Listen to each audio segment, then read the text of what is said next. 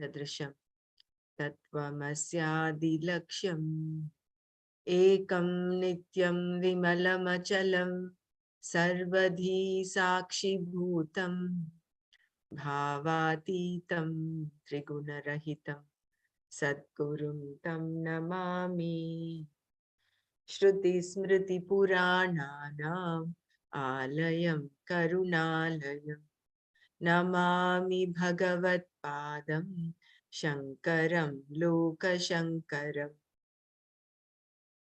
Shankaram Shankaracharyam Keshavam Badarayan Sutra Bhashya Kritau Vande Bhagavantau Punah Punaha Sadashivasamarambham Shankaracharya Madhyamam Asmadacharya Paryantam Vande Guru Paramparam Vande Guru Paramparam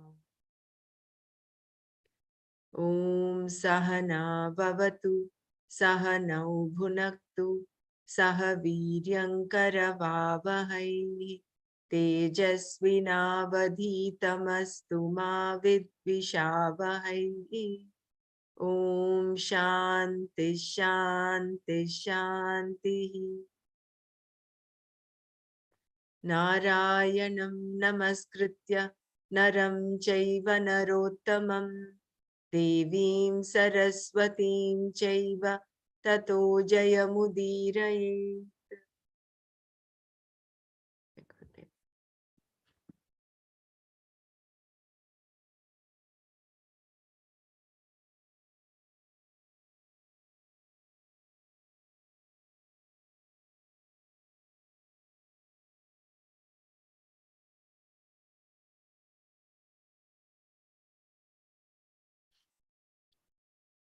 So the purpose of Karma Yoga. Yesterday we saw what the sannyasa was all about. So for the sake of this jnana karma sannyasa, one takes to the lifestyle of sannyasa pursuing self-knowledge. The other nishtha, karma yoga, is for all those seekers in the other ashramas.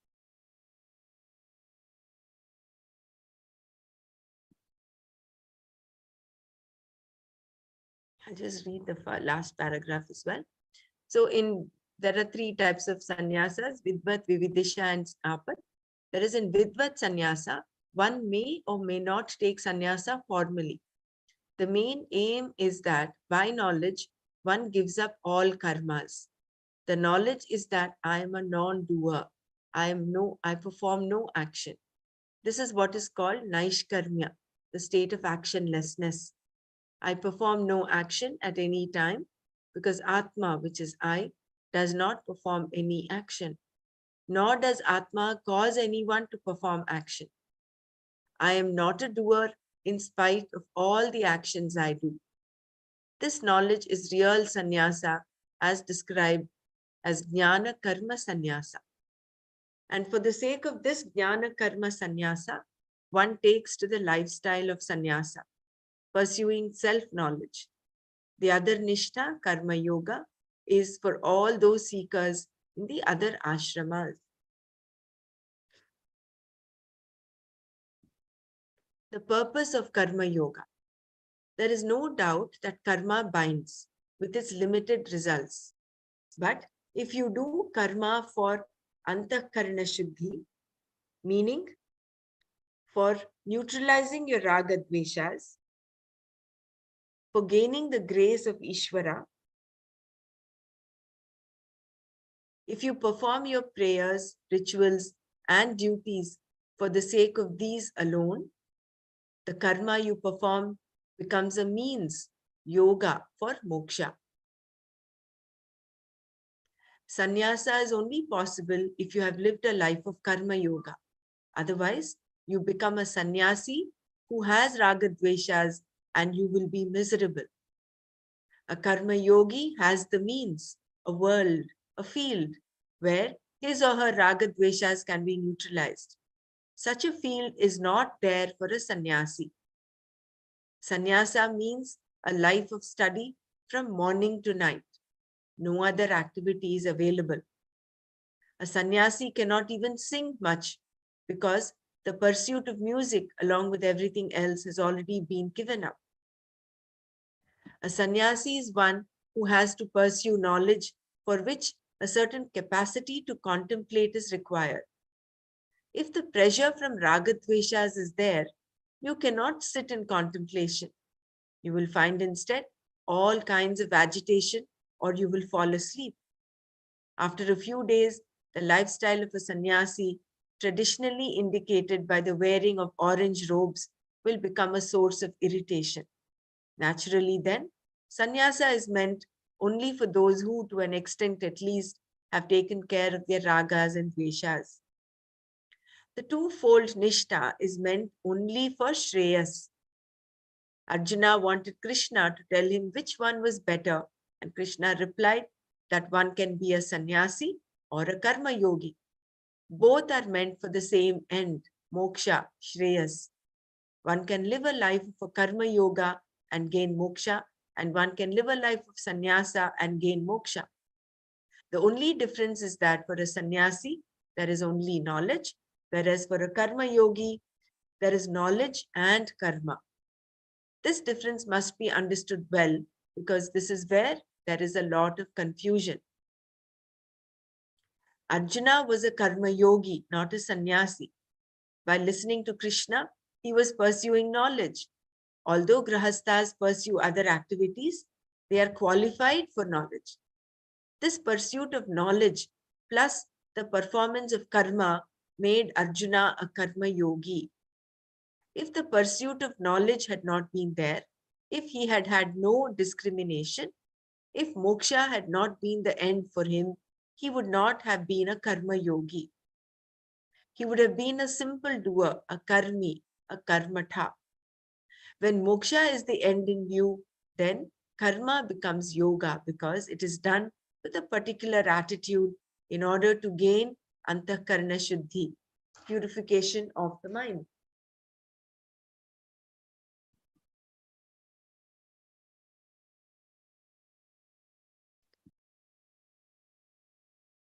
In this way, karma yoga is important in gaining knowledge. You can take sannyasa and gain sarva karma sannyasa, or you can live a life of karma yoga and gain the same thing. Sarva karma sannyasa is an end in itself for which the means is either of the two lifestyles, sannyasa or karma yoga, revealed by the Lord in the beginning itself in the Upanishads. Among the 10 Upanishads commonly studied, the first one is Ishavasya Upanishad. The first mantra of this Upanishad is meant for the sannyasi, the jnana yogi. It says, in this moving world, everything should be looked upon by you as Parameshwara, the Lord. Ishavasya midam sarvam. The Lord made being everything. What is there that is yours or not yours? Live a life of renunciation and pursue self-knowledge alone. This mantra advises. Pursuit of this knowledge, giving up every other pursuit, is the life of sannyasa or jnana yoga, said Shankara in his commentary. The second mantra of the same Upanishad says, even if you want to live 100 years, live doing karma with the proper attitude. This is the best way for you. If karma is done in the proper way, it will not affect you at all. This is karma yoga. Thus, we see here the twofold nishtha being unfolded.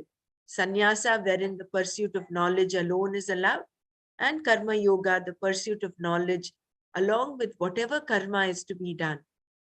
Throughout the Shastra, these two nishtas are always discussed in the same way.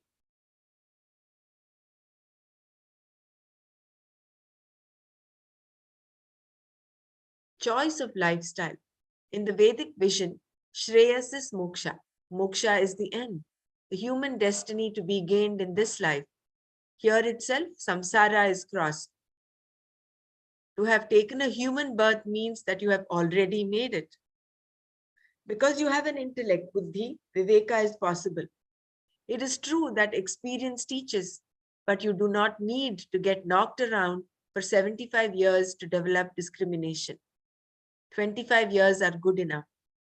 Once you develop viveka, Shreyas alone looms large before you. It becomes the only real end for you.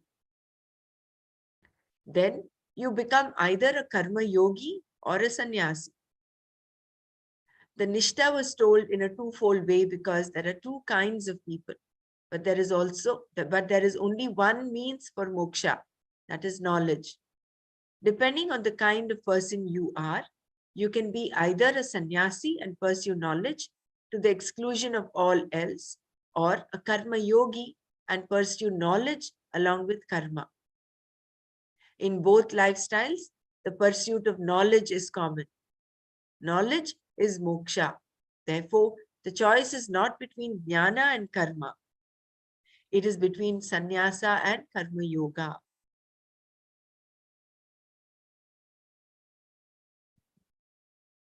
When the choice is between karma yoga and sannyasa, it is natural to look to sannyasa.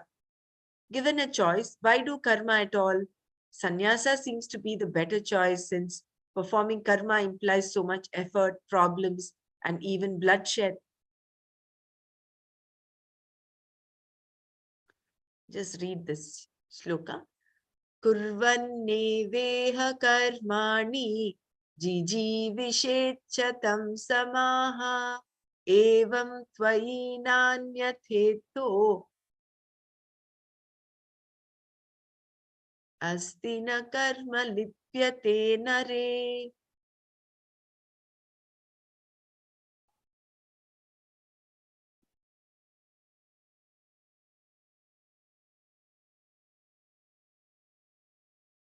This is the second verse of the Ishavasya, which pertains to the karma yoga. People who have to do karma, Karma can be such a nuisance. When two lifestyles are available, why should I put up with such a life of karma? The choice is like asking, which is the better way to catch hold of my nose in order to do breathing exercises? Shall I take my hand directly to my nose, or shall I reach around from behind my head? It can be done either way. But when the first way is obviously so easy, there is the question of choosing. Sannyasa seems to be easier. Just give up all the karmas and pursue knowledge. Why do both? A karma yogi living in an agricultural society, for example, has to milk the cow, graze it, wash it, and take care of the children, among other things. One child is crying, the other is on his lap, and the third one is tugging at him from behind. The mosquitoes are biting and his wife is shouting. In between, he has to perform the fire ritual called Agnihotra karma, with all its problems. The firewood is wet, everything is smoking, and his eyes become filled with all kinds of tears, tears born out of the smoke, tears born out of all the nagging children, tears born out of his helplessness, and so on. When will such a person have time to pursue knowledge? Whenever he picks up the Gita book, all that comes is sleep. Is it therefore not better to go for sannyasa? Arjuna definitely thought so. However, sannyasa is not as easy as it appears. It looks as though you need only sit and study. But try it and you will find that it does not always work that way. Instead, you may vegetate all day because you are not able to study so intensively. This then is not the way. Thus, Krishna continued to tell Arjuna exactly what sannyasa and karma yoga are. Even though a choice is there, karma yoga will pave the way for sannyasa. It will even pave the way for the desire for knowledge and therefore for vividisha sannyasa. Krishna told Arjuna that sannyasa is not at all easy, in spite of how pleasant and simple it appears to be. After all, sannyasa is giving up everything. Arjuna thought that giving up everything would not present any great problem, especially since he had lived in the forest for 12 years. But during those 12 years, he had been thinking about Duryodhana and the kingdom and the injustice of it all. 12 years of meditation upon Duryodhana did not make Arjuna a sannyasi. Arjuna had been nursing a big hurt for a long time. Therefore, sannyasa was not going to come so easily to him. One does not become a sannyasi by decision alone, all of which Krishna would tell him later in the Gita. In the next verse, Krishna began teaching Arjuna the real meaning of actionlessness with reference to gaining moksha.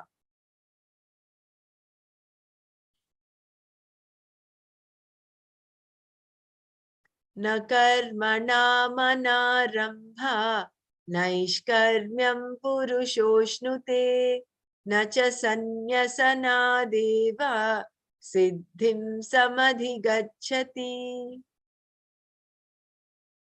Purusha, person, karmanam, of activities, anarambhat, by non-performance, naishkarmyam, the state of actionlessness, na ashnute, does not gain, cha, and sanyasanat eva. Merely by renunciation, siddhim, success, na samadhi gacchati, does not attain.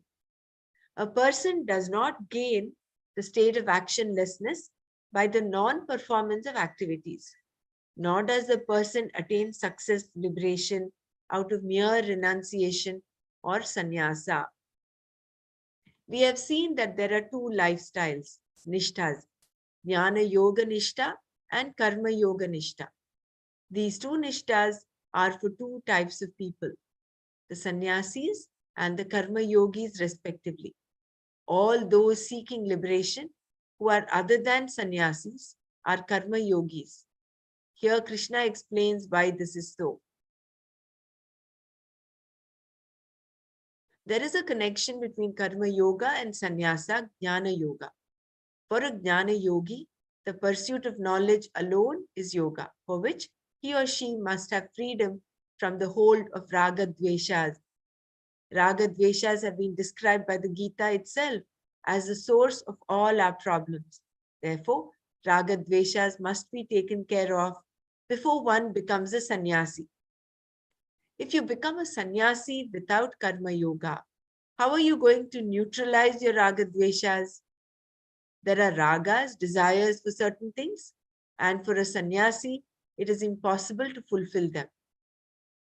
Dveshas, those situations that one wants to avoid, will also be there with no possibility of being neutralized.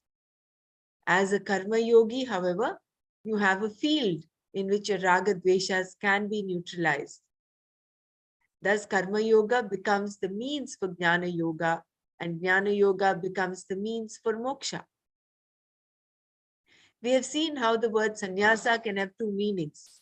One, being a lifestyle implying the renunciation of all relationships and activities in order to pursue knowledge alone. The other meaning is that by knowledge, one gives up all action. Jnanena karma sannyasaha. Shankara often took it this way. Sannyasa is an end in itself, knowledge being sannyasa. This is because sarva karma sannyasa, the giving up of all action, takes place in knowledge. Through knowledge, the doership of the Atma is nullified. Because there is no doership in the Atma, even as one performs action, it is not really being done by the Atma. Only when this is clearly understood is there the giving up of all activity through knowledge. Jnanena karma sannyasaha. This is what is meant by the word sarva karma sannyasa, which is equivalent to moksha. Nyasa means renunciation and sannyasa means perfect or complete renunciation. Thus, sarva karma sannyasa means perfect renunciation of all action, the renunciation being in the form of knowledge itself. This knowledge is not possible without a certain mind. Such a mind is accomplished by karma yoga, performing action with the proper attitude, as we saw in the previous chapter. And we will see again in this chapter. Karma yoga enables you to give up all karmas in the sense that it becomes a means for sarva karma sannyasa.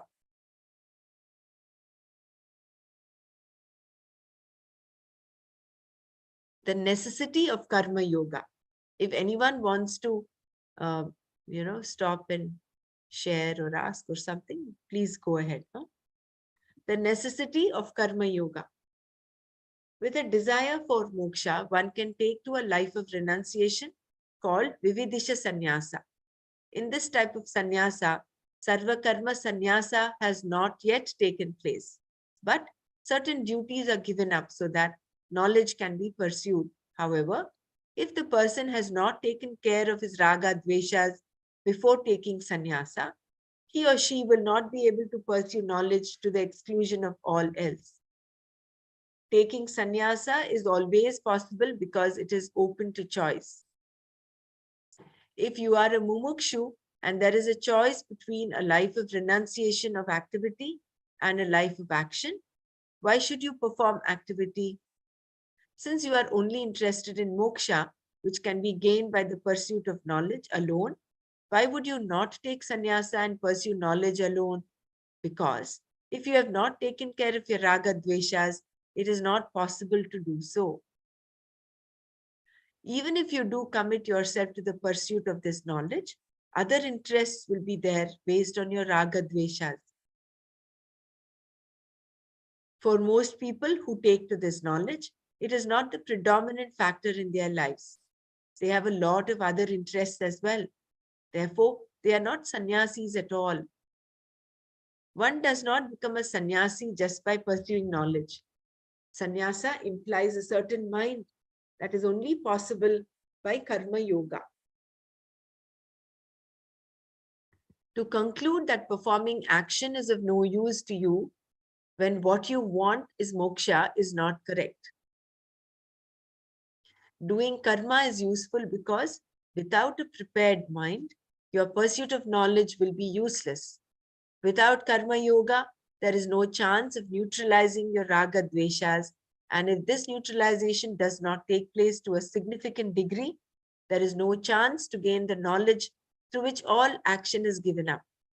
Thus to take to a life of sannyasa without having dealt with your raga dveshas is meaningless. Knowledge alone negates. In this verse, Krishna said that by not performing action, a person does not gain the end called Naishkarmya, the state of actionlessness, which is Sarva Karma Sannyasa.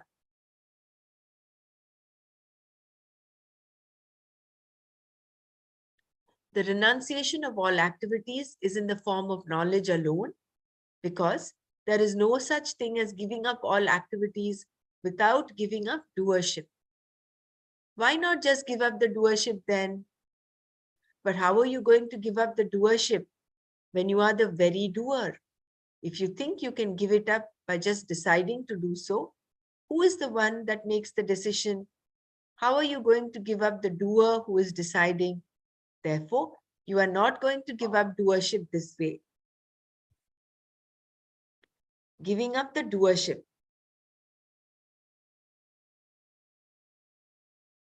Doership does, however, go away in the wake of knowledge that I am Atma, Brahman, which is not the doer. This knowledge alone negates the doership in the Atma. Nothing else will do it. To think that surrendering is another way to reach God is certainly not correct. For how will you surrender the one who surrenders? You are still left with having to give up the doership. A relevant verse from the Mahabharata is as follows. Tyaja dharmama dharmancha ubhe satyanrite tyaja ubhe satyanrite tyaktva ena tyajasi tat tyaja. What a lovely sloka. Give up dharma and adharma. Give up the concept of real and unreal. Having given up the concept of real and unreal, give up that by which you give up. This is in the Shanti Parva. I'll read it once again. Tyaja dharmamadharmancha ubhe satyanrite tyaja ubhe satyanrite tyaktva ena tyajasi tatyaja.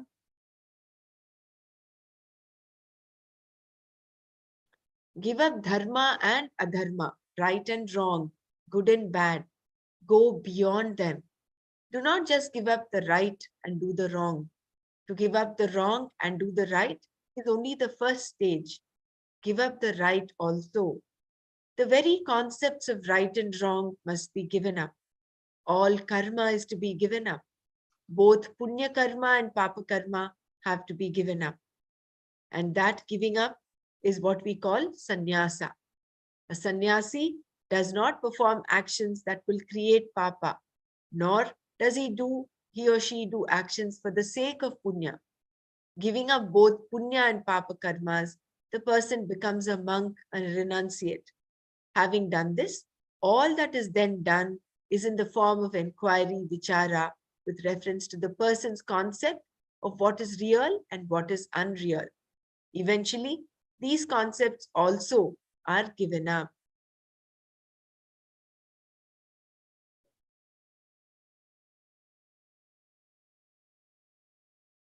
Suppose someone says that he or she has given up all concepts of reality, both empirical reality and subjective reality, meaning that the person no longer cares for the empirical world or for the false values he or she once had. The person no longer thinks that money or anything else is going to liberate him or her. In other words, he or she has become dispassionate towards everything that exists within the empirical reality we call the world. Having discovered this inner dispassion, the person now has the notion, I am a sannyasi, I am dispassionate. In other words, the person is still there in the form of the ego, ahankara, which says, I have given up everything. This ahankara also has to be given up, and this can only be done through knowledge. In fact, you do not give up the ahankara. How can you, when you are the ahankara? Only in the wake of knowledge that you are not the ahankara does it go away, because it is not true. And along with the ahankara goes the doership and all actions too. By absence of doership and therefore all actions, it should not be construed that the one who has knowledge of the self will be like a stone, not performing any action. In spite of all actions, the jnani does not take the self to be a doer. For the jnani, the doer is the self, but the self is not the doer.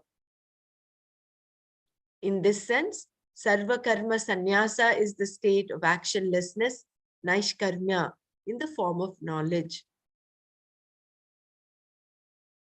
Thus, self-knowledge and naishkarmya are identical. The word naishkarmya is used because as long as karma is there, you are bound to whatever body you have at any given time and place.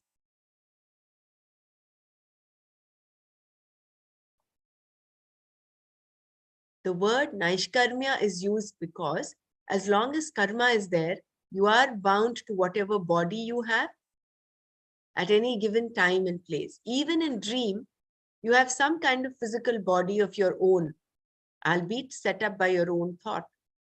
All bodies, ethereal, celestial, or corporeal, are all because of karma alone. Karma makes you identify with a particular body in order to go through the experiences that are the result of punya and papa, themselves the results of previous actions performed by you. As long as karma is there, samsara, life as we know it, is there. And as long as samsara is there, karma is there. Karma will remain as long as ignorance of oneself remains.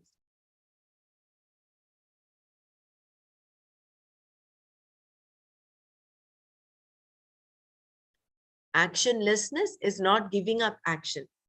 The word naishkarmya is important because the state of actionlessness freedom from action is identical with what is called moksha, which is self-knowledge, Atma Jnana. It looks so simple. By doing nothing, you will gain the state of actionlessness and therefore moksha. But Krishna clearly stated here that the state of actionlessness is not accomplished by not doing karma. Thus, it is not as simplistic as one might think. We know that the state of action means to be active. It is natural, therefore, to think that what we have to do now is to be inactive in order to gain the state of actionlessness called moksha. Thus, the question arises, why perform all these actions? Arjuna asked Krishna the same question. Why should he perform action, let alone such a terrible action? He too thought that by giving up all his actions, he would gain the state of actionlessness, that is moksha. Here the question can be asked, how long should you be actionless in order to gain moksha? Half a second? 1 second? 2 seconds? How long? If actionlessness is moksha, should you be actionless for a long time? What is the determining factor? Since between two thoughts there is no action at all, should you not gain moksha before the second thought comes? Should you not therefore have gained moksha long ago? In fact, in between thoughts, you must be gaining moksha all the time. If this kind of actionlessness amounts to moksha, you would have gained it long ago. Another factor to consider is that it is not possible for you to be actionless. In fact, Krishna pointed this out in the next verse. Remaining actionless for a long time is itself an action. Since sitting is an action, someone may say, I will not sit, I will lie down. Then I will be actionless. But lying down is also an action. What are you doing now? I am lying down. Thus, there is no way of gaining the state of actionlessness by not doing action.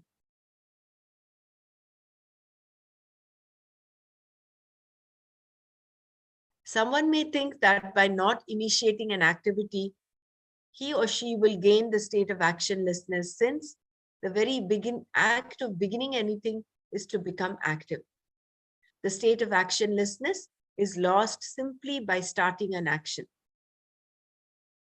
Thus, if an action is not started, perhaps the state of equilibrium between not acting and acting is actionlessness. If that state is not disturbed, moksha will not be disturbed. But if you begin any action, moksha will be disturbed. To correct this thinking, Krishna made it very clear here that by not starting any activity, you do not gain actionlessness, naishkarmya.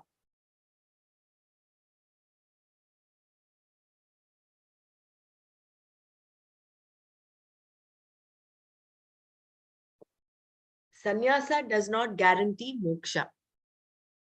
It may also be said that sannyasa can be taken not because the person is afraid of performing actions, but simply as a vow that absolves the sannyasi from all of the commitments and obligations enjoined by the Veda. The Veda itself says that sannyasa can be taken, all activities can be given up in order to pursue knowledge. Krishna addressed this notion also, saying that by simply taking to sannyasa alone, one will not gain moksha. Just because a person has become a sannyasi does not mean that he or she has naishkarmya, because for this self-knowledge is required. Shankara made the same point in his commentary on this verse. Jnana nishtha, otherwise called moksha, is not achieved by merely becoming a sannyasi, because karma yoga is also a means. In fact, without the karma yoga nishtha, the sannyasa nishtha is not possible. Only by karma yoga can you become a real sannyasi. Only then is there a choice between karma yoga and sannyasa. If you have gained a certain contemplativeness by a life of karma yoga, if your life is more or less adequate, and you are satisfied with yourself, then you can sit with yourself. Only then can sannyasa be a means for you. Without karma yoga, this sannyasa is not possible. To say nothing of naishkarmya. Therefore, the mere taking of sannyasa does not amount to gaining moksha. Not performing action is also not naishkarmya. If not being a sannyasi, you do not do the karma that is to be done by you, it amounts to a dereliction of duty. It is not naishkarmya. If, however, you give up karma by taking sannyasa, you may think that the vows you have taken are enough to free you from all action, but they are not. You still have to gain knowledge. Therefore, actionlessness is not to be taken literally, as we shall see in the next verse.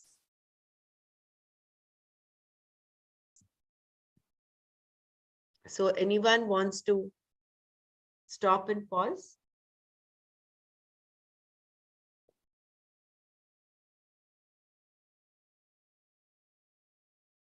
So summing up these two verses right now, the last three verses. Hari Om. Yes. See, what you mentioned as between one thought and another thought, there is no action, so you should get moksha. Actually, that gap between one thought and another thought is supposed to be expanded little by little by our sadhanas. Again, like what you just now said, denying any action, what you are supposed to do, or saying actionlessness, I'll not do anything at all, so I become a sannyasi. Now we all know that that does not take you to moksha at all. It only takes you to further ignorance. Yeah. And this, I just want to share one thing which I heard in a lecture. The thoughts, the beautiful description of Krishna between all beautiful gopikas is that all the beautiful gopikas are like the wonderful thoughts, colorful thoughts of the material world. In between all the thoughts, Krishna, in between all the gopikas, Krishna is still there without being distracted. He is there, but not there.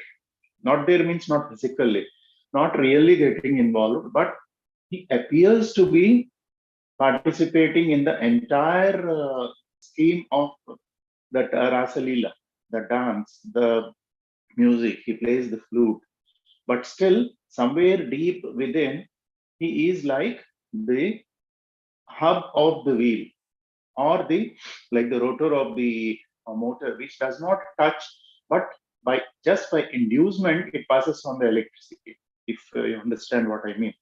So there is a statement called Angana, Angana, Antare Madhava, means between two Anganas, that is two Gopikas, between two Gopikas is standing Madhava. Madhava is present.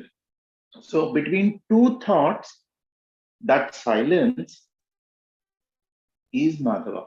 With every passing day, with every passing hour, while we are doing what we are doing, not even neglecting anything, are we able to expand that little bit of thoughtlessness or actionlessness between the thought and another thought? If we are able to expand it little by little, then that is called Madhava. The Madhava is nothing but the silence of the mind. We'll be doing everything, but the mind is silent, calm, and blissful. If we are able to expand that by our practice means not sitting, doing pranayama, okay, that we have to do. But that is, let us not restrict our thoughts that sadhana means only that.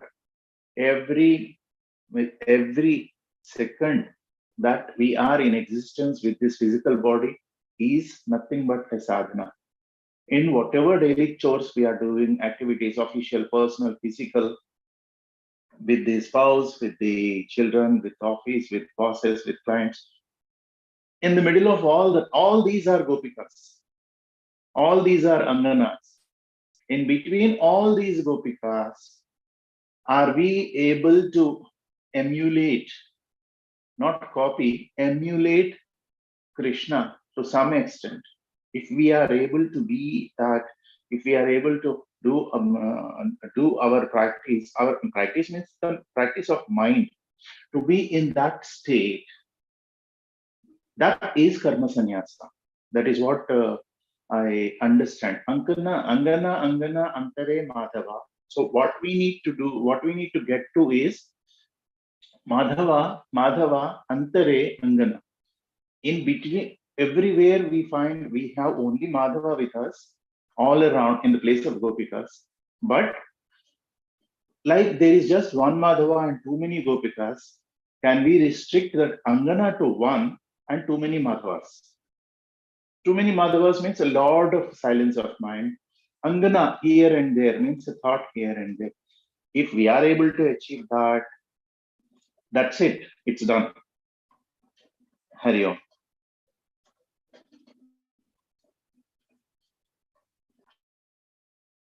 Yeah, I think thank you for sharing.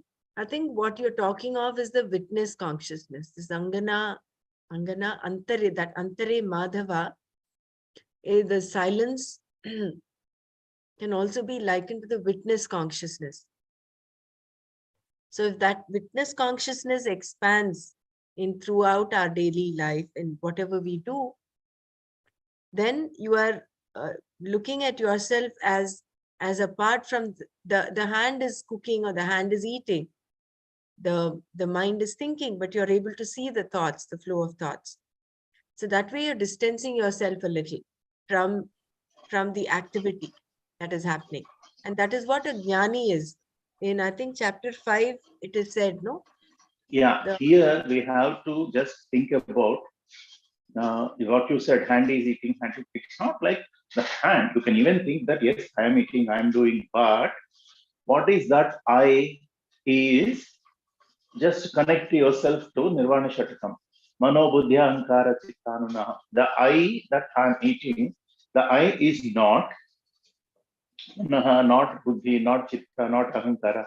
That is what it is. It looks complicated, sounds complicated, but this cannot be practiced or experienced with words. It can only be experienced with the mind and thought. That is why we need to contemplate in silence also with on these things in our while going through all our daily activities, while driving or while doing something. A bit of silence we have to take for ourselves, and in that little bit of silence, these contemplations will automatically come, even with effort or without effort. Then we will get to know inch by inch. Hari Om. Yeah, that is true. Completely agree. But at the same time, what Shankara says is it is only with the knowledge of the Atma that actual Naishkarmya takes place. This seems to be the penultimate step. You will have to ultimately gain that knowledge that you are the Atma. The self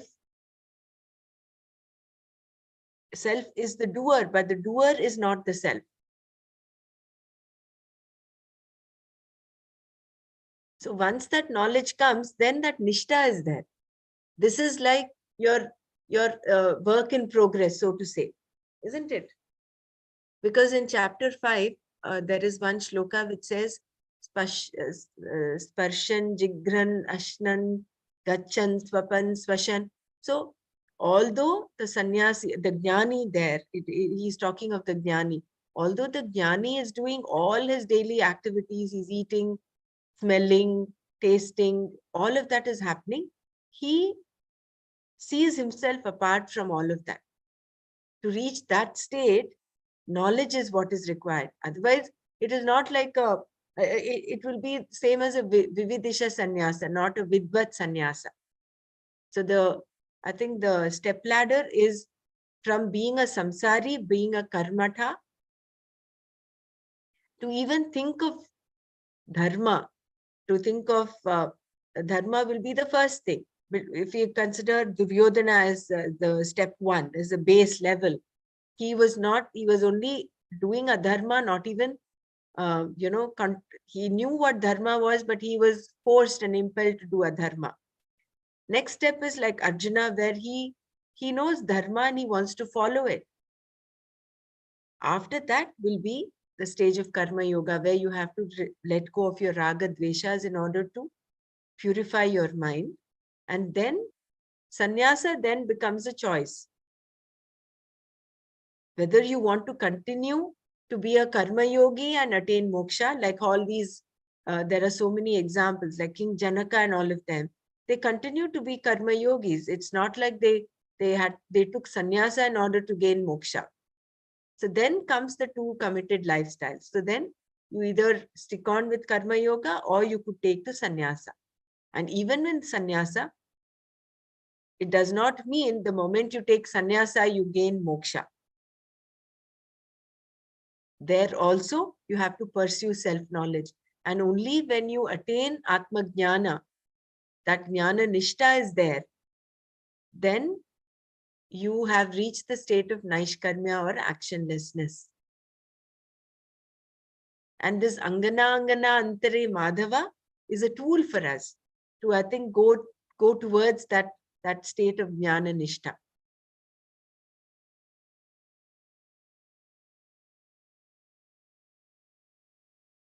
Because a karma yogi not only pursues knowledge, he not only does action, he does action with a certain attitude of a karma yogi, plus he also pursues knowledge. Otherwise, he will just be an ethical person, just following dharma. So that is why the previous verse was, no, not the previous verse, the verse from Mahabharata was, just read that one more time. It's such a beautiful verse. Pause. Where is that? Oh, we've read such a lot. Okay. Tyaja dharmam dharmancha ubhe satyanrite tyaja. Ubhe satyanrite tyaktva ena tyajasi tatyaja. So give up dharma and adharma. But in order to reach that level, you should have been rooted in karma yoga. Only after that can you go to a state where you can give up both dharma and adharma. And the concept of real, unreal.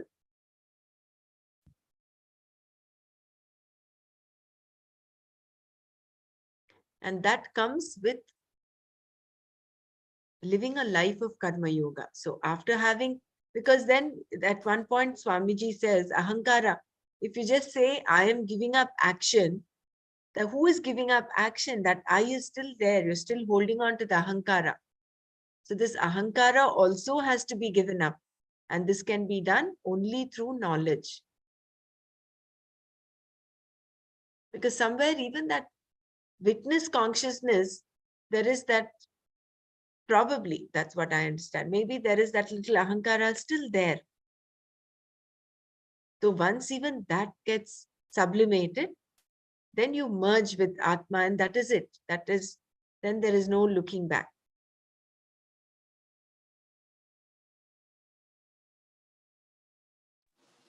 I think Vidvat Sannyasa is a Jnani only. Formally, he doesn't have to take a sannyasa. Correct. And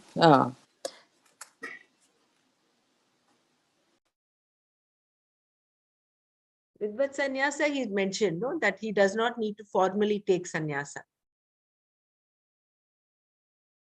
He's already in that Naishkarmya state.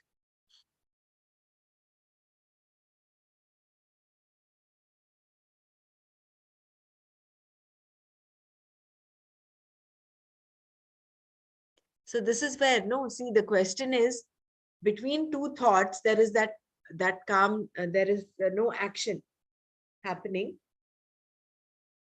So how long should you be actionless in order to gain moksha?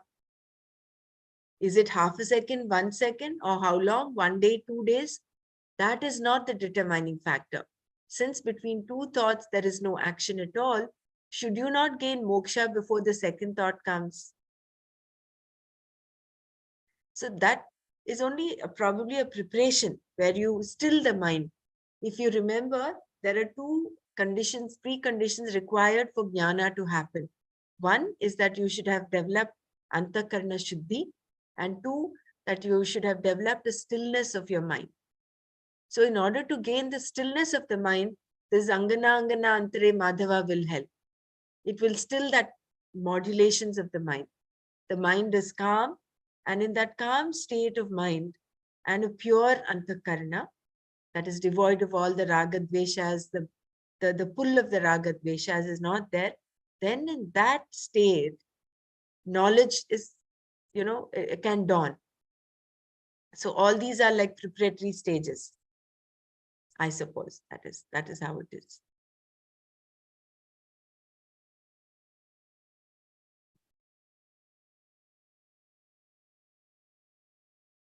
So sannyasa does not guarantee moksha. It may also be said that sannyasa can be taken not because the person is afraid of performing actions, but simply as a vow that absolves the sannyasi from all of the commitments and obligations enjoined by the Veda. The Veda itself says that sannyasa can be taken. All activities can be given up in order to pursue knowledge. Krishna addressed this notion also, saying that by simply taking to sannyasa alone, one will not gain moksha. Just because a person has become a sannyasi does not mean that he or she has naishkarmya, because for this self-knowledge is required. Shankara made the same point in his commentary on this verse. Jnana nishta, otherwise called moksha, is not achieved by merely becoming a sannyasi, because karma yoga is also a means. In fact, without the karma yoga nishta, the sannyasa nishta is not possible. Only by karma yoga can you become a real sannyasi. Only then is there a choice between karma yoga and sannyasa. If you have gained a certain contemplativeness by a life of karma yoga, if your life is more or less adequate and you are satisfied with yourself, then you can sit with yourself. Only then can sannyasa be a means for you. Without karma yoga, this sannyasa is not possible, to say nothing of naishkarmya. Therefore, the mere taking of sannyasa does not amount to gaining moksha. Not performing action is also not naishkarmya. If not being a sannyasi, you do not do the karma that is to be done by you, it amounts to a dereliction of duty. It is not naishkarmya. If, however, you give up karma by taking sannyasa, you may think that the vows you have taken are enough to free you from all action. But they are not. You still have to gain knowledge. Therefore, actionlessness is not to be taken literally, as we shall see in the next verse. Nahi kaschit kshanamapi jatu tishtatya karma krita karyate hyavashah karma sarva prakriti jair gunaihi. Jatu, ever, kshanam, for a second, api, even, kaschit akarma krita, someone who performs no action, na, not, he indeed, tishtati, exists, he, because prakriti jaihi gunaihi, by the three gunas born of prakriti, sarvaha, all, everyone, avashaha, being helpless, karma, action, karyate, is made to do. Indeed, no one ever exists for even a second without performing action, because everyone being helpless is made to perform action by the three gunas, sattva, rajas, and tamas, born of prakriti. There is no person who can sit, who can exist even for a second, now or later, without performing any action whatsoever. It cannot be said that someone who is young and active either meaningfully or idly, performs action, and someone who is old and inactive does not. Young or old, no one exists without performing one action or the other at any time, even for the shortest period of time. Even Krishna performed action. He was talking, he was teaching, and if he had not been teaching, he would have been doing something else. If there were no one to teach, he would simply pick up the flute and play. He would not remain quiet for very long, and even if he did, sitting quietly would also be an action. In India, there is an expression, keeping quiet, which means the person is doing nothing. But keeping quiet is definitely an activity. No one keeps quiet, one is quiet. Keeping quiet is an action because keeping is an action.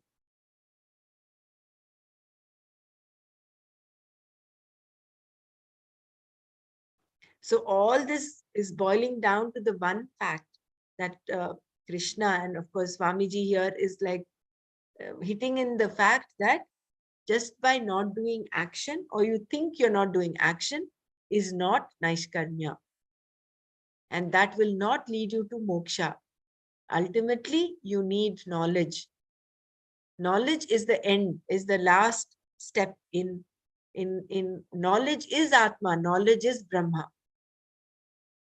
So, and both sannyasa and karma yoga, the life of both the sannyasa nishta and the karma yoga nishta are the means to that. Karma defined. There is therefore no time whatsoever when you are free from activity. We can see that there are many varieties of activities with many definitions. For instance, whatever is done voluntarily by you is karma. Closing your eyelids involuntarily is also karma.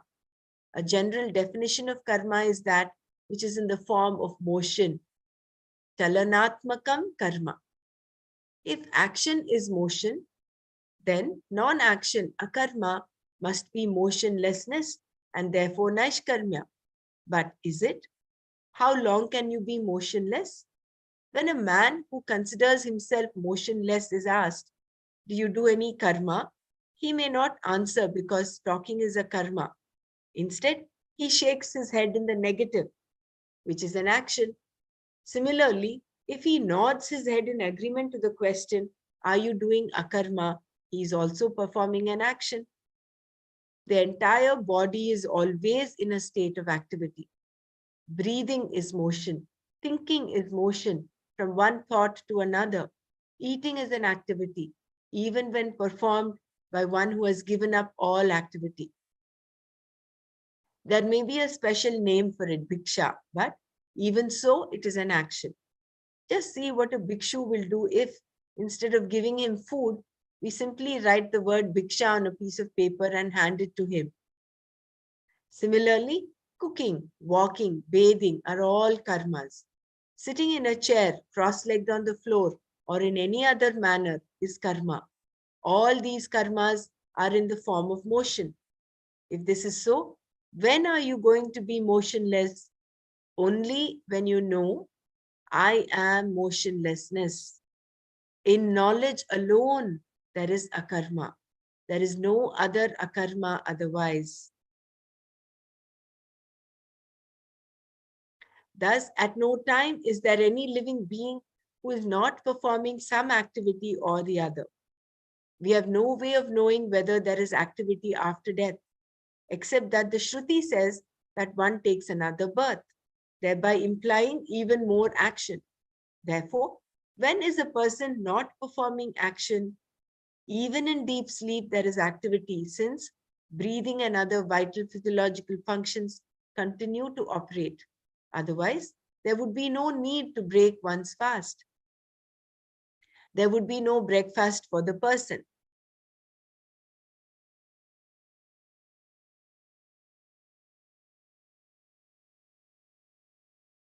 Causes of action.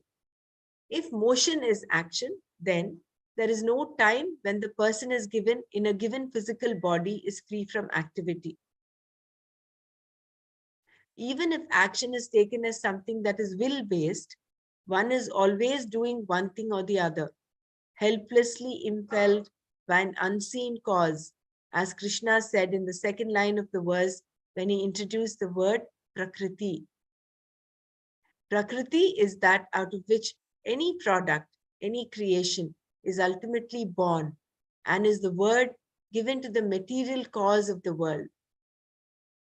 Your mind is also born out of Prakriti, which has three qualities, gunas, sattva, rajas, and tamas. Being qualities of the cause, Prakriti, these three qualities will also be in the effect or the product. For example, gold is the cause for a given bangle. The gold has certain qualities, a certain weight, and that weight will be there in the bangle.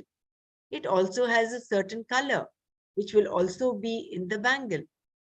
Because gold is rust proof, the bangle will also be rust proof. The bangle will contain the malleability, strength, and so on of the gold, because it is born of gold. Prakriti, the cause. Its cause being gold, the bangle will necessarily have all of the same qualities as gold. Qualities of the mind. Similarly, Antakarna, the mind, is born of Prakriti and has the same qualities Sattva, Rajas, and Tamas. Each of these qualities produces certain types of desire, the expressions of which can be classified according to each of these qualities, as we shall see in more detail later in the Gita. For instance, there are three types of giving. Giving as an investment in expectation of a return is born of tamas, and giving for the sake of pride is born of rajas. Giving because it must be done, and once done is forgotten, is born of sattva. Thus, there is a clean division among the three. Between sattva, rajas, and tamas are present. Because sattva, rajas, and tamas are present in everyone, there are three types of expression with reference to desires. Prompted by these desires, one performs action. In this way, all living beings are made to do action. There is no escaping it. A bug keeps moving because if it stays in one place, it risks getting squashed. Even by moving, it has no guarantees. For a worm to go from one side of a room to another is like making a pilgrimage on foot to Benares from the south of India. Something inside every living creature impels it to perform action. This is how the creation is. No one remains without performing action. Therefore, literally speaking, you are not going to accomplish Naishkarmya, actionlessness. Naishkarmya is simply knowing oneself to be free from doership. This is the only Naishkarmya available and is what is called moksha. The verse under discussion here relates to the previous one. By not beginning an activity, you are not going to accomplish Naishkarmya. Nor are you going to do so by giving up action. Even if you adhere to the Vedic rules for sannyasa.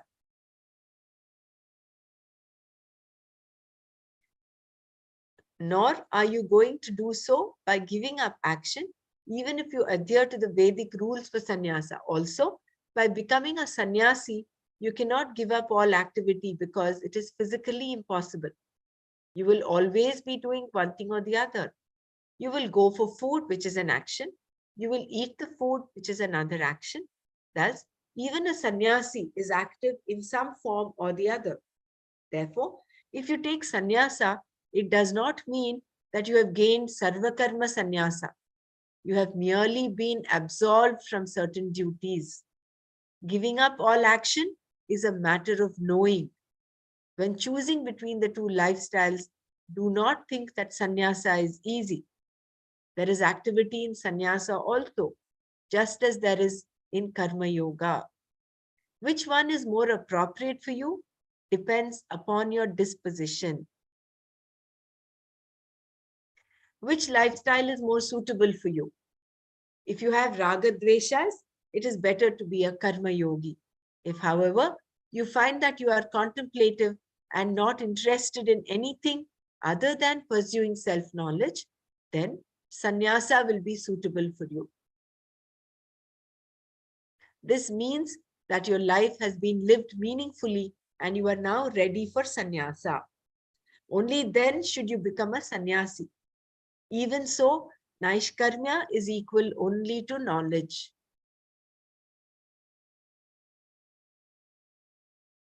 Krishna then continued. Karmendriyani samyamya ya aste manasa smaran indriyarthan vimudhatma mithyacharasya uchyate.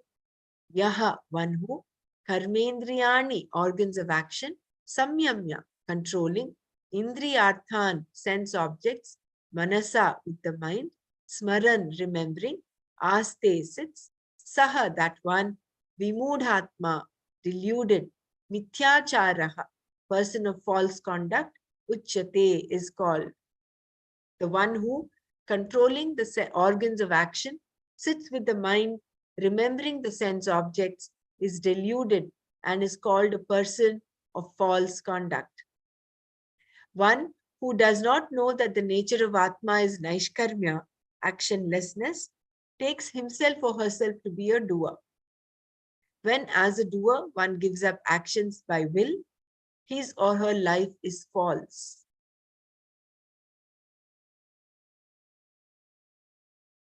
Mithya means false and achara means conduct, and therefore mithyachara literally means false living.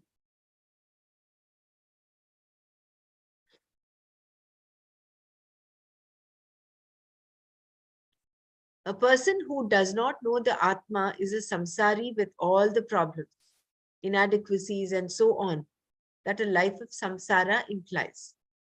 Giving up all activities, such a person cannot but dwell upon the sense objects towards which he or she no longer goes. Controlling all the organs of action, the person thinks that he or she performs no action. Not speaking or doing anything, the person just sits. What happens then? Because he or she does not see the self as fullness, ananda, the person cannot but think of the sense objects. Not knowing the Atma, but thinking that he or she is going to be actionlessness, one who gives up all activities will necessarily dwell on all the objects towards which he or she no longer goes. This is why Krishna refers to such a person as Vimudhatma, one who is deluded and confounded. His or her conduct itself is false. It is not actionlessness at all because the person is always thinking about the sense objects. Can you be actionless without self-knowledge?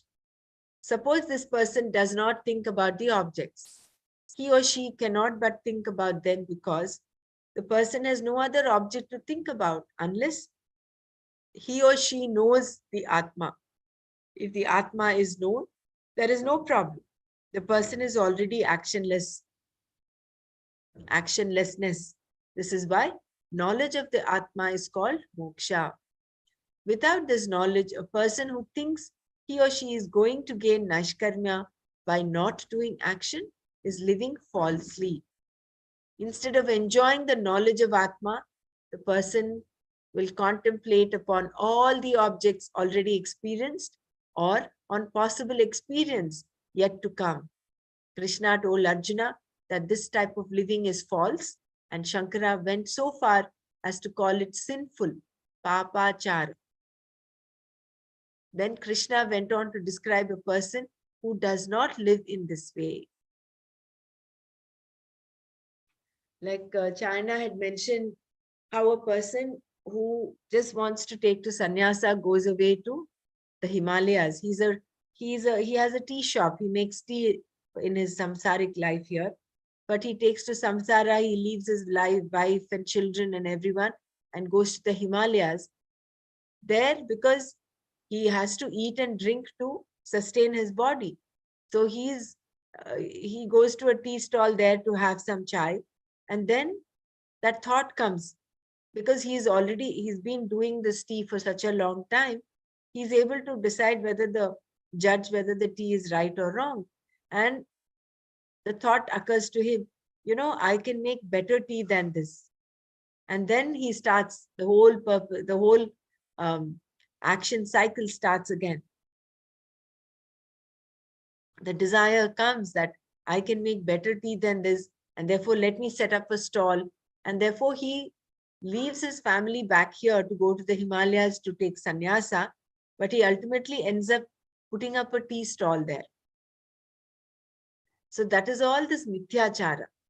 So without the knowledge of the Atma, there is no actionlessness possible. Just by giving up activity and so-called controlling the mind forcibly, not doing any activity only amounts to the mind getting drawn into the sense objects. It'll go on dwelling on that. So the only way out is knowledge. That knowledge of the Atma, that the Atma is non-doer. The Atma is actionlessness itself.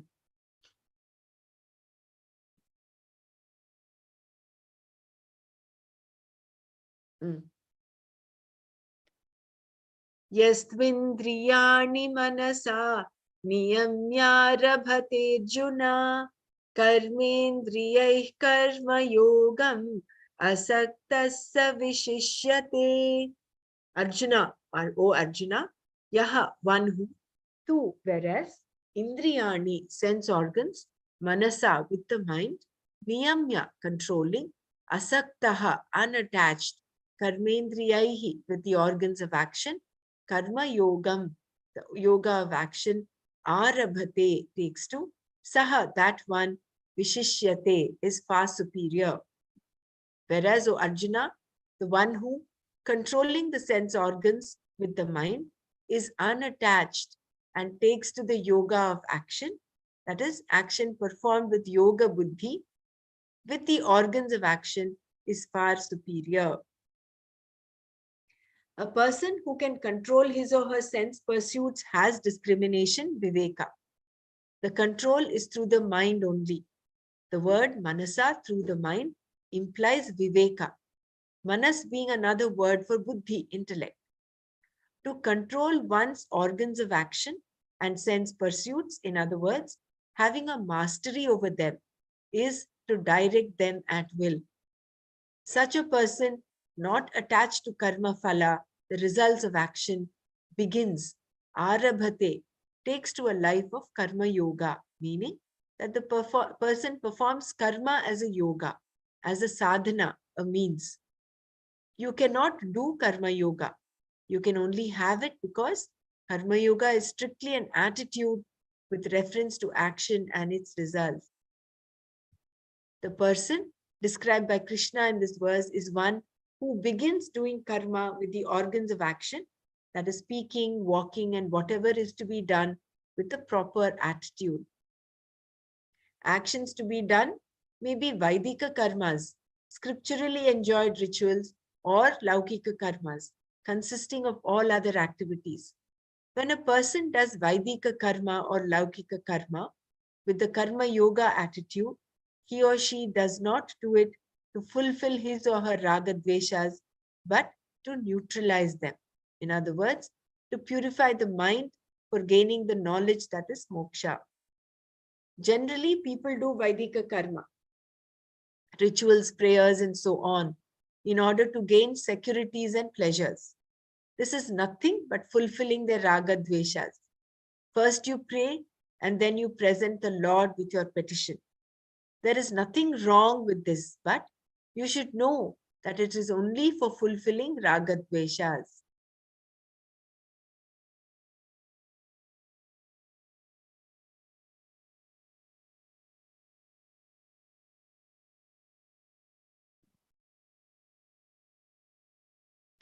Praying to the Lord for the cure of a disease or the solution to a problem is definitely appropriate. If you have done everything you can do and it is not enough, why not invoke the Lord also? What should be understood here though is that all prayers, even those enjoined by the Veda, can be for your securities and pleasures, either here or in the hereafter. Or they can be a yoga, a means for self-purification and self-knowledge, which is moksha. Karmas, even if performed according to dharma, is for the fulfillment of one's ragadveshas alone. That is, for the sake of achievements in the form of securities and pleasures. Such karmas are called kamya karmas. And the person who does the karma is called a karmi or a karmatha. In other words, one who is attached to the results of action. The person who is unattached is one who, rather than doing kamya karma, is doing karma for the sake of preparing the mind for knowledge. For such a person, prayer or any other type of Vaidika karma is for the very joy of praying and also for purification of the mind, antakarana shuddhi. Being for certain desired ends, that is, antakarana shuddhi and moksha, these karmas also come under the category of kamya karma. But since the purpose of performing them is antakarana shuddhi, they are not considered to be impelled by raga dveshas. This must be understood.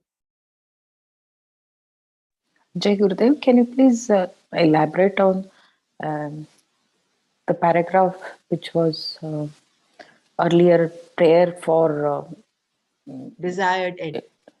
no when you are not well or something like that. Yeah. Praying.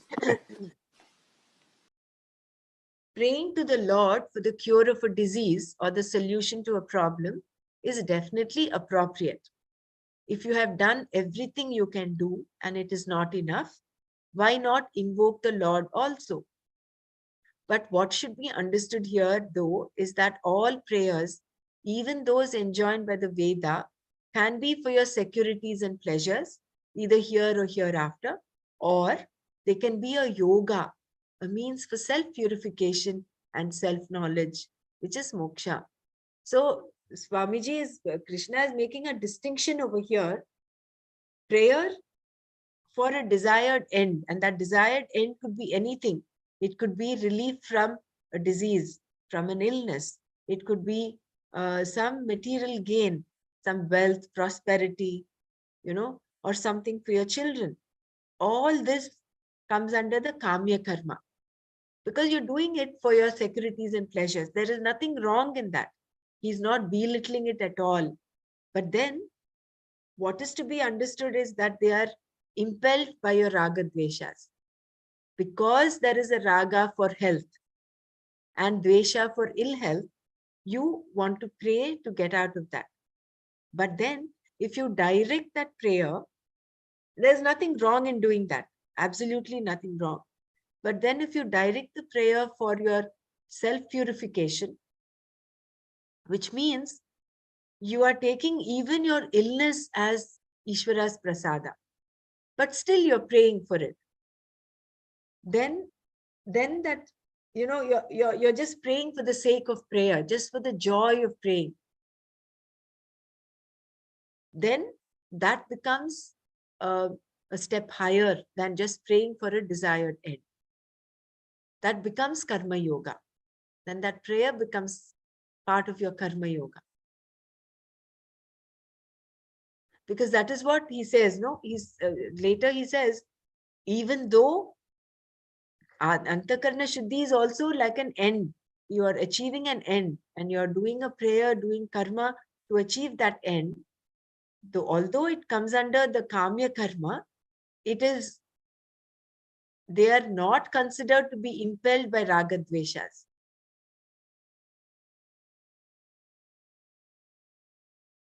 So it is not for fulfilling your desires or avoiding what is unpleasant that you are doing the prayer. You're doing it just for the sake of praying because it gives you so much joy. Okay, thanks. Isn't it? I think this is what is meant by, Yeah. and this we have seen in all the bhakti saints. Their Hmm. life was not a bed of roses. They had their own set of challenges, but they continued to pray out of joy, out of fullness, out of that love for the Lord.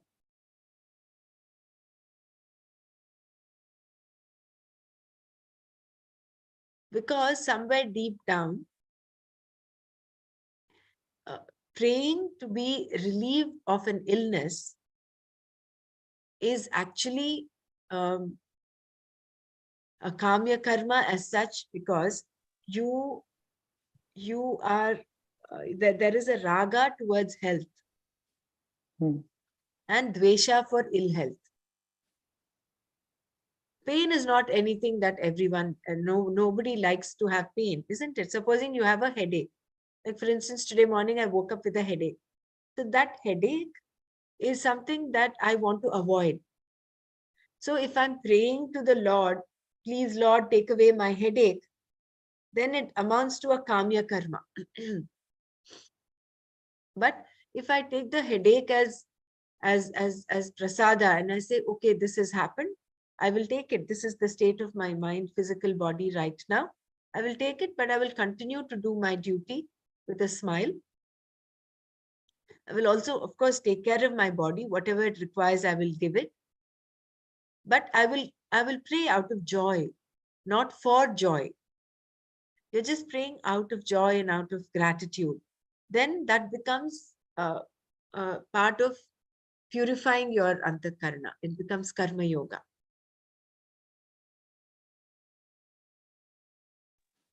Yeah.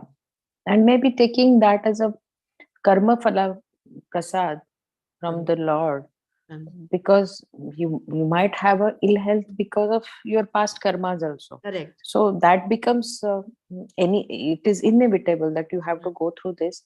Maybe we could pray that you could stay centered. That kind of prayer we could do, isn't it? Correct. Or this should not be obstacle. This should not be an obstacle on your mumuksha marg. That Correct. kind of prayer can be done. Yeah. Right. Yeah.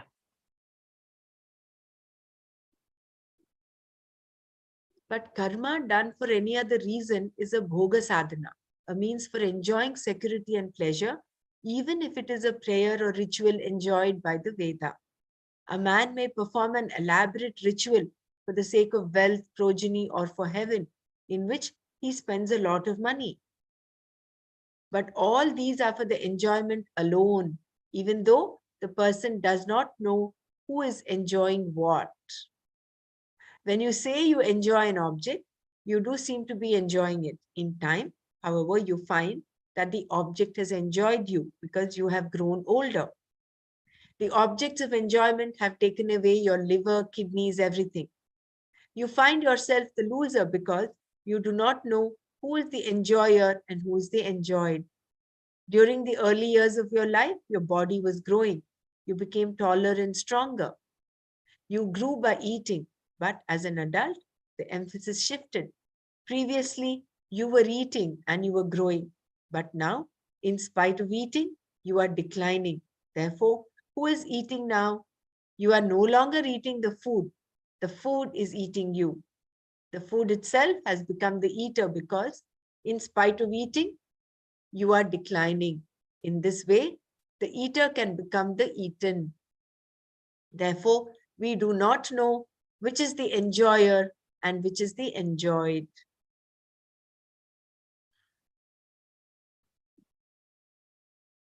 I think we will stop here. We'll do the action as a prayer from tomorrow. We'll just do a little recap of all that we have learned till now. I think everyone can share one takeaway, so that way it will be useful for everyone. Namra? Yes, Savita.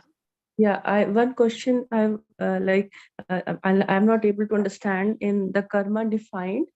There was this line given, in knowledge alone there is a karma. Can you elaborate this? Yeah. Karma defined. the second last paragraph. Karma defined.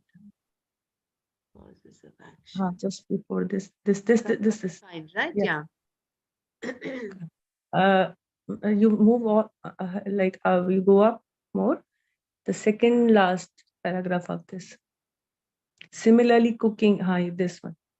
In knowledge alone, there is a karma. There is no other karma otherwise. Yeah. See, akarma here is same as naishkarmya or actionlessness.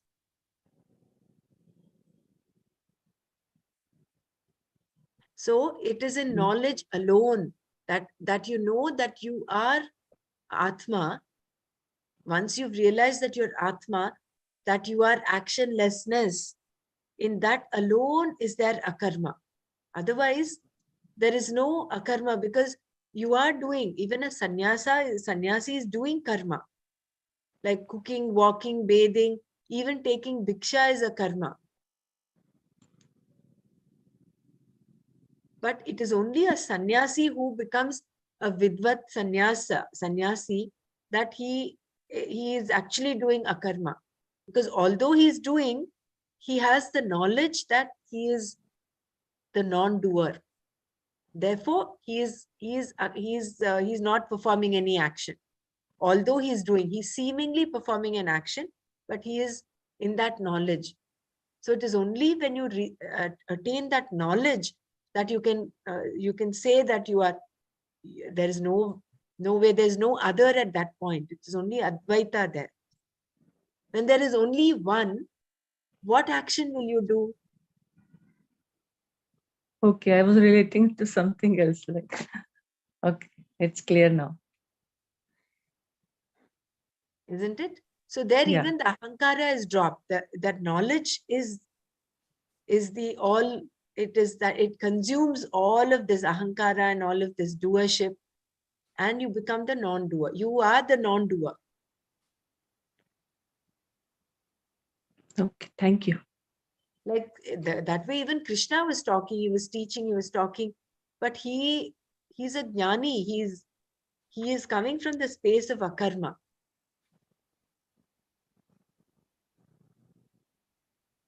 Isn't it? I hope it is so. It's clear. Thank you. And where is this knowledge happening, in the mind, or it Happens should in the be mind. Mind, but self Manasa is beyond eva mind, right? idam jnanam aptavyam. It is correct, beyond the mind, but it The is in the space realization happens in the mind. in the mind, in the clean antakarna, in the clean and shuddha antakarna, and that is also still. It's not enough if it's only clean. Therefore, you need not only karma yoga, you also need that bhakti and the dhyana. Dhyana is very important to still the mind. Like Prem was talking about this, stretching that Madhava, the space between, the gap between the two thoughts. So that stillness we will have to achieve. And in that stillness and clean antakarna, I suppose knowledge will take place. Do your karma with nishkama bhava. I'm not the doer. Yeah. Keep the mind detached. Give break to continuous thoughts running in your mind. Yeah. I think this is the knowledge that we as karma yogis have to go forward. I don't know whether I can still call myself karma yogi, because I see that there is so much of kamya karma that I'm doing.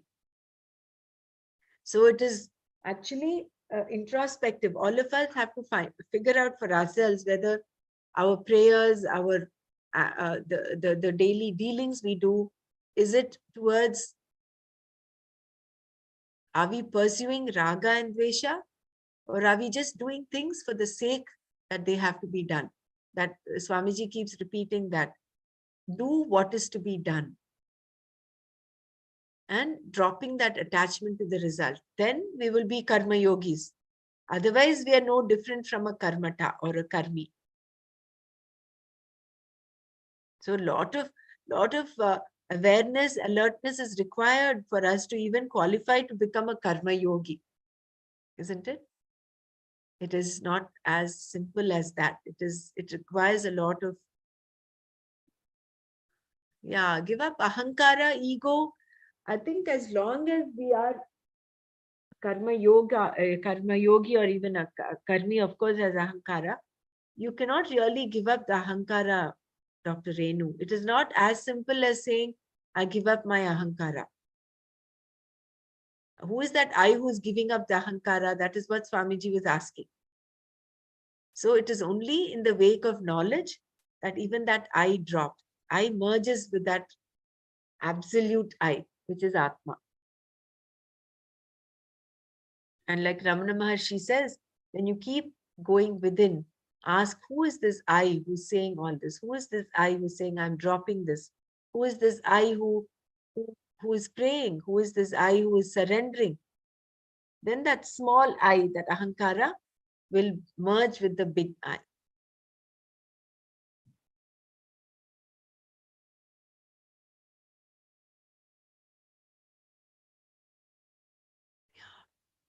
So we'll continue with action as prayer from tomorrow.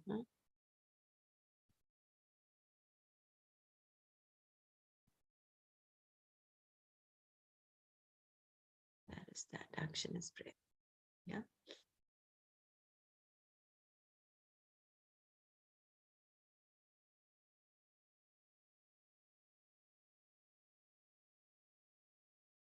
Om Loka Samasta Sukhino Bhavantu. Om Shanti Shanti Shanti. Om Tat Sat Shri Krishna Arpanamastu. Jai Gurudev. Hari Om. Jai Gurudev. Jai Gurudev, Doctor. Okay, Prem has mentioned something. One second. Giving break to thoughts may or may not be possible, but watching the thoughts with the awareness that the thought is not me needs to be practiced. Yeah, that basically the witness consciousness. No, this is in response to Renuji put a comment on that. I thought this will. I thought I will share this. Right. Correct. Wonderful session. Dhanyavad. Yeah. Very good. Jai Gurudev. For me, I don't know whether all of you also feeling the same. When I'm reading this, it feels to me so fresh and new that, that we read it only yesterday, day before yesterday. But we've done this almost maybe 10, 15 days ago. It seems very, very fresh in my mind. Yeah, and the understanding is different today. Little bit different. Yeah. In fact, when you were saying, I had just that thought, like we read this, but few of the lines I felt that I have not, listened to those few lines. Yeah. Yeah, the understanding keeps changing every time. Just like we always read that the sun rises at the east. As time passes, as our level of awareness and understanding grows and expands, we will actually know that sun is not rising at the east or setting at the west. It is us who are moving. So that is how every time we read through a knowledge, every time we read the Bhagavad Gita or Bhagavatam or anything, we keep getting more and more. So what is happening is here, what I perceive, what I feel, is that the thickness of wall between us and that ultimate knowledge, the thickness of wall is slowly thinning, and it is becoming permeable. So that is so from opaque, it is becoming translucent, and slowly, sometime in the future, it might become a transparent, and then totally disappear. Once that stage comes, it is not that we are seeking knowledge, it is the understanding that we are that knowledge itself, nothing more, nothing less. It is like a river joining the ocean. Then there will not be that separation. Once that stage is reached, hopefully, that is the ultimate. You are there. and you are that. Soham, no? The Shivo Aham. You are Shiva. Aham, I am Shiva. Over, finished. Hari Om. Hari Om. May I request tomorrow, Premji, Brahmaraji and Premsa, the statement what you gave right now, that the sun is rising in the east and setting in the west. But when we see as we grow up and as we become mature, so can we, today time is up, so I don't want to wait, but tomorrow can we just have that line and have little more contemplation, please? Yeah, we'll do that. We'll do that. Thank you. Jai Gurudev. Jai Gurudev. Hari Om.